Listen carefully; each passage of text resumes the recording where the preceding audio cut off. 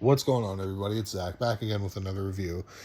I'm going to be talking about Tron Ares. Now, Tron is a franchise that I really like. I saw the second Tron, which is Tron Legacy, in the theater with my dad when I came out. I was about 8, I think, when it came out. So I really liked it then, and I got to see it again last night. And it's the first time I've seen it since the theater in full in an IMAX theater before this movie. And it was a packed crowd and it was a really good experience. I think it's very funny that all Joe Kosinski movies have an incredible sense of visual style, but have scripts that feel like they were written in 1985.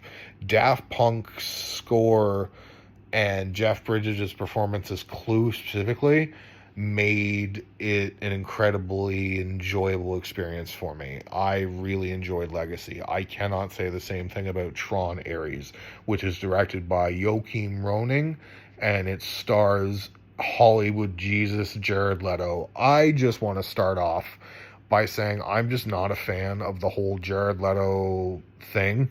I don't like him as a guy, and I don't. Every time he pops up in a movie, and I'm like, dude, what are you doing? The only movie that he's been like good in the last couple of years, and this is going to be a hot take, I think, but is House of Gucci. He was good in House of Gucci, but this movie is just, he's so wooden, and I know that's kind of the point with Ares, but if like fucking Glenn Powell was the lead of this thing, it would be an instant like 9 out of 10 from me instead of like a 3 out of 10.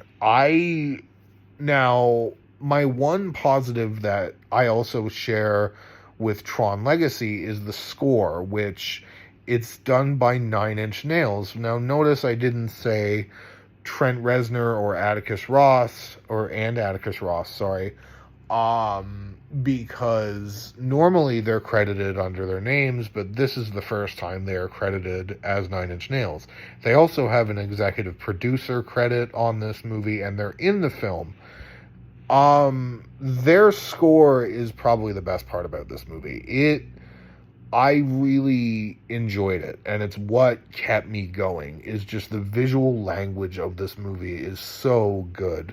It's not as good as Legacy, but I was actually very surprised with the level of the visual effects and stuff in this. Like, I thought it would be like a regular clunky streaming thing that like the last couple Marvel movies have been, like very cheaply made, but like no, like it on the IMAX screen in 3D, it looked incredible. But then the actors started talking, and I'm like, what the fuck is this bullshit? Now, I love Greta Lee as an actress. Give her more. What are we doing here? Some random CEO. I think it's very funny in retrospect that they made us sit through 2 hours of Legacy only to be told in the first opening minutes of this that Sam Flynn has taken a mental leave from NCOM and our new CEO is Greta Lee.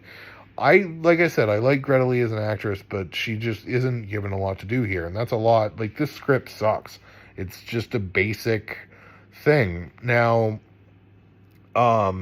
another performance in this that's fucking baffling to me is Jeff Bridges as Kevin Flynn, which he died at the end of Legacy, and there's no explanation as to why he's back in Ares.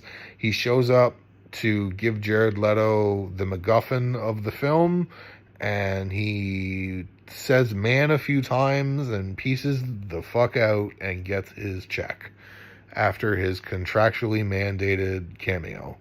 I don't know, man. This really isn't worth going to the theater to see. I think that the score is the best part, and so as a Nine Inch Nails album, it's like a 10 out of 10, but as a movie, it's like a 3. I just don't. This sucks. I'm sorry to say. It was so boring to watch, and just nothing. You don't, like, sure, from a visual standpoint it looks good, but when you're watching a movie, you're supposed to connect with the characters, and that's supposed to help you through the journey of the film, and that just doesn't happen here. There's never a moment where you're like, oh my god, Ares, hell yeah.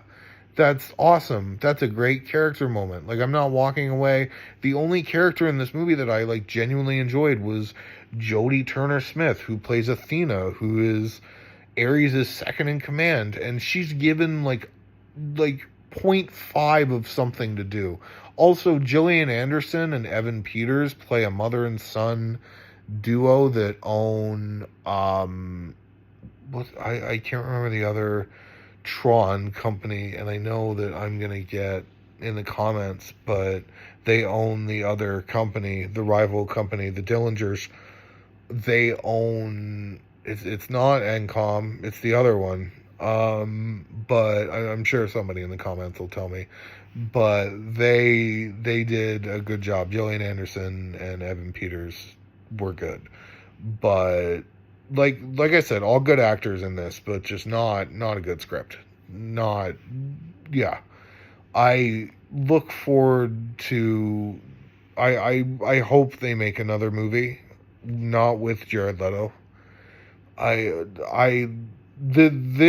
I'm very curious to see how this does financially. Because I found it quite funny as well that the screening that I went to had some kind of like forced applause at the end of the movie.